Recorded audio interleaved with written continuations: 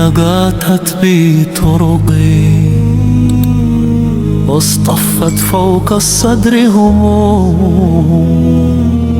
جئتك يا ربي منفردا لا أملك إلا أن أهيم وأقوم. Jadi nanti di Al-Quran ada 8 jenis rizki. Di antara yang paling hebat, ada yang belum Anda datang, rizkinya sudah menjemput. Ada orang mendatangi rizki, ada rizki mendatangi dia. Contoh, Al-Imam Asy-Syafi'i sedang berdiskusi dengan Imam Malik, gurunya. Kata Imam Asy-Syafi'i, gak ada orang sukses yang instan. Cuman balikan telapak tangan dapat, tidak. Kata Allah, lihat orang-orang dulu. Lihat orang-orang hebat dulu. Bagaimana mereka bisa kaya, bisa sukses, bisa punya posisi. Masat umul ba'sa, petakan olehmu. Kadang sudah mulai, masukkan tender, tiba-tiba gagal, diserobot orang, kadang-kadang orang yang dapat, Anda yang ngajukan, itu biasa. Anda berlanjut, diterangkan oleh Allah, hei, tugas suami saat mulai pertama kali menikah, maka tugas yang pertama, siapkan untuk mencari nafkah. Bagaimana caranya ya Allah? Diturunkan oleh Allah. Satu, jangan takut kehilangan rizki. Jangan pernah mencuri, jangan pernah ngambil punya orang, karena punya kamu akan saya berikan sempurna. Kamu ngambil punya orang, maka kamu akan menyulitkan diri sendiri. Itu akan dikembalikan pada yang berhak. Ya, turun Quran surah ke-51 ayat 22. Dirinci, begini cara nyarinya. Quran surah kedua ayat 168. Kalau Anda ingin cepat baru bergerak, rizkinya sudah dapat. Quran surah kedua ayat 172. Ada yang dahsyat, dia belum keluar, rizkinya yang mendatangi dia. Jadi nanti di Al-Quran ada 8 jenis rizki. Di antara yang paling hebat, ada yang belum Anda datang, rizkinya sudah menjemput. Ada orang mendatangi rizki, ada rizki mendatangi dia. Contoh, Al-Imam Asy-Syafi'i sedang berdiskusi dengan Imam Malik, gurunya. Kata Imam Asy-Syafi'i, Syekh, rizki itu mesti saya cari dulu, baru kita dapat. Kata gurunya, ya Syafi'i, ada rizki yang cukup kita beramal dekat kepada Allah, dia akan datang tanpa kita cari dengan ikhtiar manusia. Kata Syafi'i, mustahil. Kata Quran kan kita kerja dulu, baru datang. Kata Imam Malik, gurunya, kamu yang belum sampai, kita amalkan ini, rizki datang. Maka berhenti sampai di situ. Imam Syafi'i pamit. Di jalan tiba-tiba beliau mendapati ada panen anggur, Pak, Bu. Terus dipanggil sama yang punya kebun. Ya, pemuda, katanya, sini, mau bantu nggak? Kalau kamu bantu, kami berikan anggurnya. Maka beliau bantu panen, petik, sampai setelah selesai diberikan anggur yang besar-besar, hanum. Senyum, senang beliau. Ternyata senangnya bukan karena dapat anggur. Senangnya karena merasa pendapatnya benar. Kalau saya nggak bantu panen ini, nggak akan dapat saya anggur. Cuma karena saya bantu, saya diberi ini. Maka rasa senangnya inilah dibawa kemudian kepada gurunya, ingin laporan. Tapi perhatikan adabnya. Dia tidak mengatakan, guru, nih saya benar. Kalau saya nggak ikut panen, nggak dapat saya ini.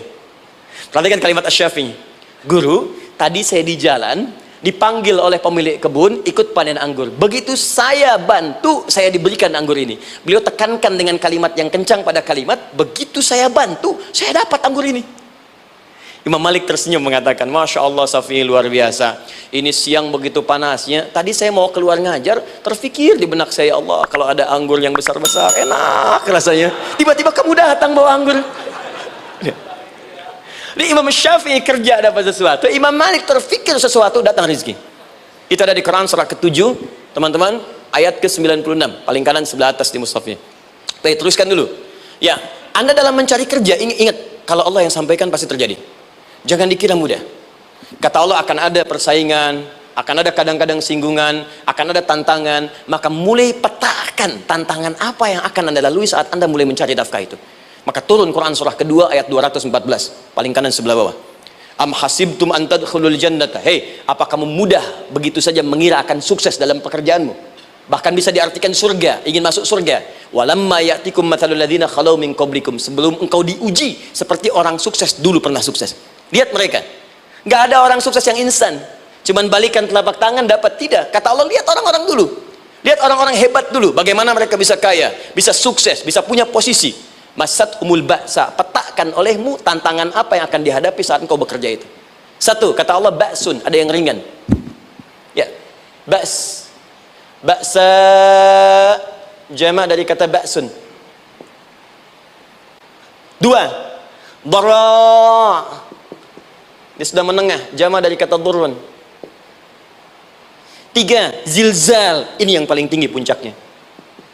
Jadi kalau Anda sudah mendapatkan ini, yakinlah, berarti Anda akan mendapatkan posisi yang tinggi. Karena mustahil orang besar diuji dengan ujian yang kecil. Zilzal, ini bagian ketiga. Ba'sun, mulai. Kira-kira tantangan-tantangan ringan apa saja yang akan Anda hadapi? Ya, kalau saya contohkan misalnya dengan contoh yang lain singkat, Anda mau ke masjid, ingin konsisten, mulai hijrah, ingin dekat dengan Allah, tiba-tiba yang tadinya nggak mau ke masjid, mulai ke masjid, diuji dengan hujan. Hujan kecil, rintik-rintik, shower. Begitu hujan, orang Arab mengatakan kalau hujannya bisa lewat tanpa payung pun, orang Arab mengatakan la ba'sa. La ba'sa ini ringan. Orang kita sambungin labas. Dari bahasa Arab lewat.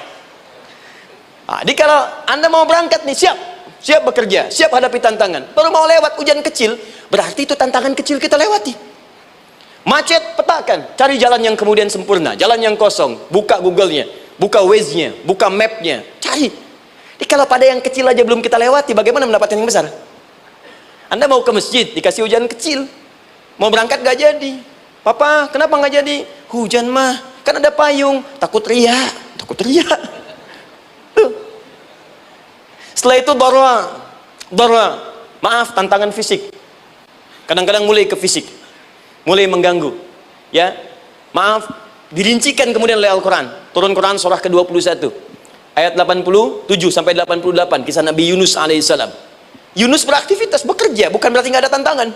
Kadang-kadang dibawa, kadang-kadang diusir, kadang-kadang Anda dapat misalnya proyek, kadang-kadang sudah mulai masukkan tender, tiba-tiba gagal, diserobot orang, kadang-kadang orang yang dapat, Anda yang ngajukan, itu biasa. Kata Allah itu biasa, bukan cuma Anda, yang lain pun ada. Bukankah Allah ajarkan kisah Sayyidah Hajar alaihissalam dengan Ismail? Bukankah bolak-balik naik Safa Marwah, kadang di atas, kadang di bawah, kadang lihat peluang sampai Marwah ternyata bukan air. Terkadang Anda yang bekerja, tim yang lain yang mendapatkan karena kerja keras Anda, bisa jadi terjadi. Bukankah yang kerja keras Hajar yang dapat Ismail? Mungkin Anda yang konsep, yang dapat minyaknya orang lain. Mungkin Anda yang kerja, kan yang suksesnya teman Anda, gak ada masalah. Dan itu kemudian akan bermanfaat bagi Anda. Tidak mungkin setiap keringat yang keluar dari diri kita mustahil, kecuali akan melahirkan manfaat yang kembali pada diri kita. Tantangan. Tapi yang paling dahsyat, ini yang gak ditemukan di sebagian referensi yang kita baca. Ketika Allah menjelaskan semua tahapan-tahapan tantangan ini sampai ke puncaknya zilzal. Zilzal itu kalau bahasa sekarang gempa. Ada ujian yang menggoncang hati kita. Ketika Anda kerjakan, ya Allah, tantangannya dahsyat. Kenapa mesti saya, ya Allah? Kok nggak selesai-selesai, ya Allah? Itu wajar, teman-teman, itu biasa. Kata Allah, orang dulu saja mengatakan, mata nasrullah, kapan ini selesai? Berbahagialah kalau teman-teman sudah mendapatkan tantangan puncak yang paling tinggi ini. Ini artinya Allah sedang mempersiapkan Anda menjadi orang besar di kemudian hari. Dan cara mengatasinya diturunkan Quran surah ketiga ayat 142, paling kiri sebelah atas. Perhatikan dahsyatnya. Yang pertama diterangkan tantangannya, yang kedua dijelaskan cara mengatasinya. Saya mau berhenti sampai di titik ini, nanti saya terangkan cara berinteraksi dengan Al-Quran. Ya, perhatikan baik-baik. Kata Allah, jika kelak engkau sudah bisa memetakan tantangan ini, maka siapkan solusi untuk mengatasinya. Ayatnya dibuka dengan kalimat yang sama persis. Saya pernah sampaikan teori ini di dua perusahaan besar di Indonesia.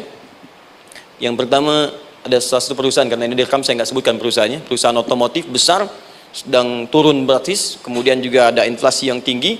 Terus saya terangkan teori Quran. Dia praktekkan berhasil, Pak. Padahal saat itu saya presentasi di depan non-muslim. Non-muslim. Sales-sales se-Indonesia dikumpulkan, saya bedah tentang ini. Dan mereka berhasil. Sampai sekarang naik lagi. Yang kedua, sama, ini direkturnya juga non-muslim. Tapi nggak apa-apa, kita diskusi. Dan mau mendengar teori ini. Dan praktekkan, naik. Ya, dulu di satu perusahaan minyak juga, sedang turun, karyawan semua dikumpulkan, lalu kita bahas tentang ini, kita terangkan. Yang ini yang paling menarik dari Al-Quran. Kalimatnya sama persis, Quran surah ketiga, ayat 142. Am hasibtum an tadkhulul jannata. Apa Anda duga akan begitu mudah mendapatkan kesuksesan dalam hidup? Tolong fokus baik-baik. Jangan selalu mengartikan jannah dengan surga. Karena asal kata jannah itu artinya kesuksesan, kebahagiaan yang belum tampak. Surga, kenapa disebut dengan jannah? Karena itu puncak kebahagiaan kita yang belum nampak sekarang. Saya kasih rahasia ya, ini antara kita saja nih. Kalau ada kata jim dengan nun di depannya, itu pasti tidak nampak, tersembunyi. Apapun tambahannya. Ya, misal, jin kenapa disebut dengan jin? Karena memang ketika diciptakan dia tidak tampak, tersembunyi. Lawannya ins, karena itu kita disebut ins, karena saat lahir kita tampak. 18 kali disebutkan dalam Al-Quran. Ya ma'syaral jinni wal ins, wa ma khalaqtul jinna wal ins. Jadi jin disebut jin karena memang fitrahnya tersembunyi, nggak nampak. Jadi kalau ada jin melakukan penampakan, itu jin sedang kena masalah, sedang keluar dari fitrah. Sama dengan manusia, harusnya tampak. Jadi kalau ada manusia yang senang sembunyi-sembunyi, dia sama dengan, bukan saya yang bilang, sedang punya masalah.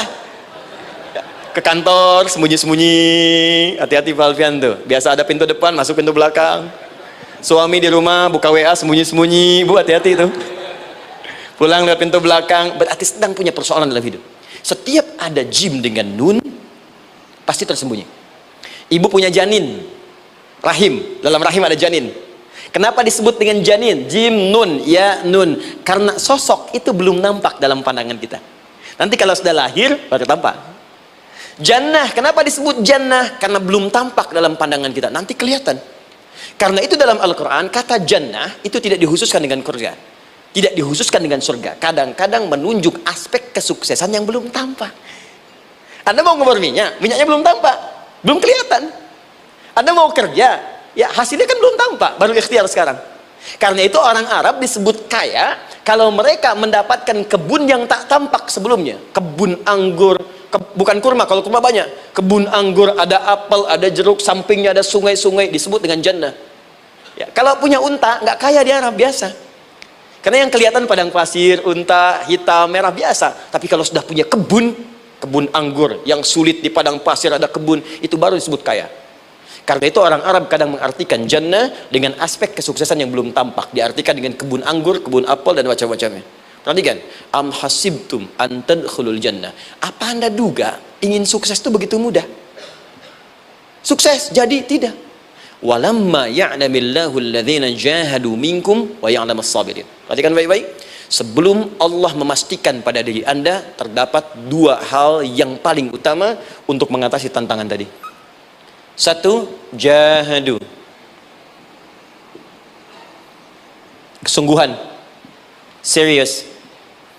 Jadi kalau mau sukses mesti serius, kerja serius, cintai pekerjaan Anda, ya, belajar anak-anak serius, pastikan belajar dengan serius.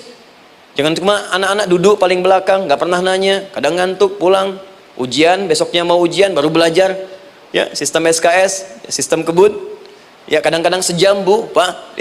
Saya pernah ada orang di luar ngadu waktu di Libya, Ustadz gimana ini orang Indonesia? Kenapa? Saya belajar 3 bulan, besok mau ujian.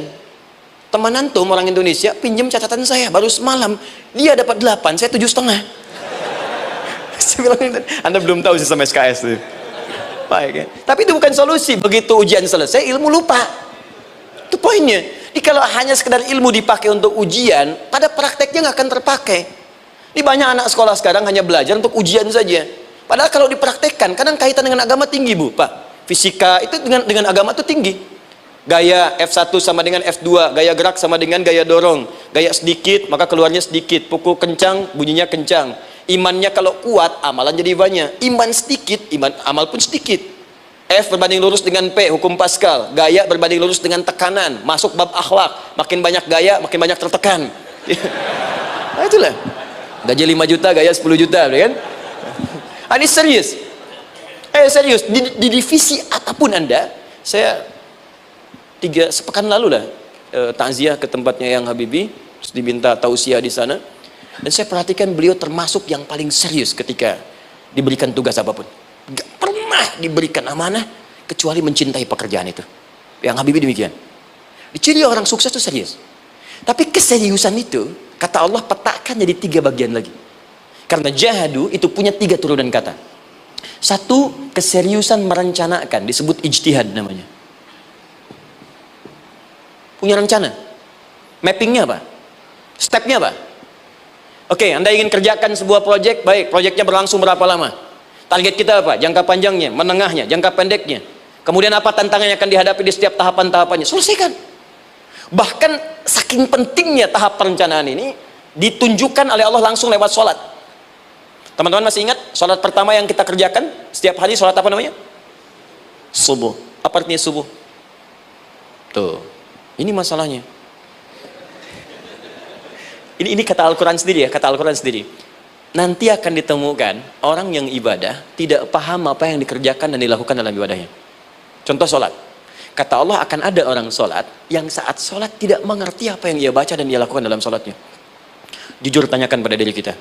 Sampai detik ini, dari sekian ribuan kali ruku dan sujud, berapa persen bacaan sholat yang kita pahami? Jangan-jangan kita ruku tapi nggak ngerti yang dibaca.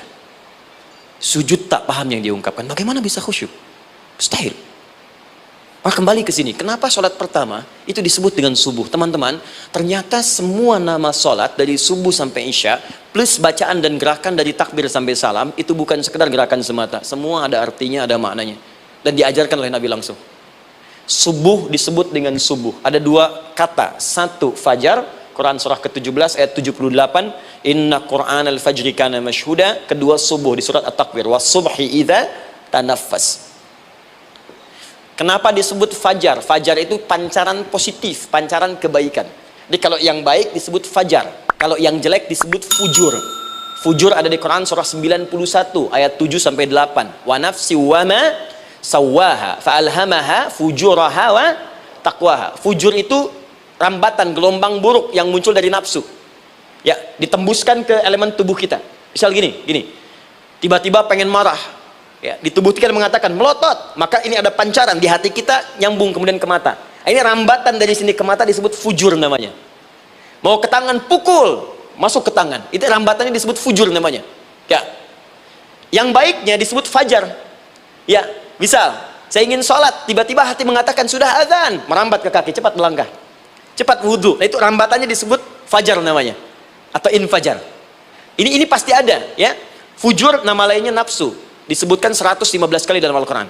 Takwa, rambatan fajar, sumbernya takwa. Disebutkan 115 kali dalam Al-Quran. Di jiwa kita ada takwa, ada nafsu. Takwa yang dorong malaikat, disebutkan 88 kali dalam Al-Quran. Nafsu yang dorong setan, disebutkan sama 88 kali. Di setiap Anda akan mengerjakan satu hal, pasti akan yang mendorong pada yang baik, akan mencegah dari yang baik itu nafsu. Pasti itu. Pak Alpian mau tanda tangan proyek. Tiba-tiba disodorkan, Pak, ini Pak, kok begini proyeknya? Perbaiki, karena ada yang nggak beres. Tapi fee-nya lumayan Pak, 1 miliar. Nggak bisa, jiwa takwa mengatakan jangan terima Pak. Bapak mengatakan maaf, ini jari tahiyat, gak akan pernah dipakai maksiat, perbaiki, datang lagi. Ini Pak, kok sama? Fee-nya diperbaiki Pak, 100 miliar. Nafsunya mulai berkata, terima. Takwanya bilang, jangan. Akhirnya beliau katakan, tangan tahiyat gak akan pernah dipakai maksiat. Tapi tunggu, saya istiqoroh dulu.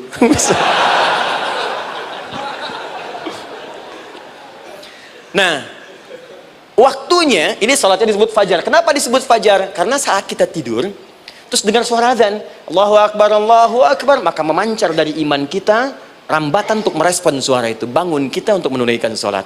Waktunya disebut subuh. Kenapa disebut subuh? Dari kata asbah. Asbah itu artinya yang siap dengan rencana. Ya, orang Islam tuh nggak ada yang bangun dari tidurnya kecuali punya rencana jelas yang akan dieksekusi di hari itu. Makanya sebelum kita bekerja mengeksekusi itu, kita datang menghadap Allah supaya Allah berikan kemudahan di setiap aktivitas kita. Coba lihat manajemen Nabi. Bukankah sebelum tidur beliau istighfar dulu? Dirinci pekerjaannya, dicatat yang akan dikerjakan besok, istighfar 70 kali, 100 kali, sehingga dengan istighfar saat tidurnya tenang. Coba kita biasakan.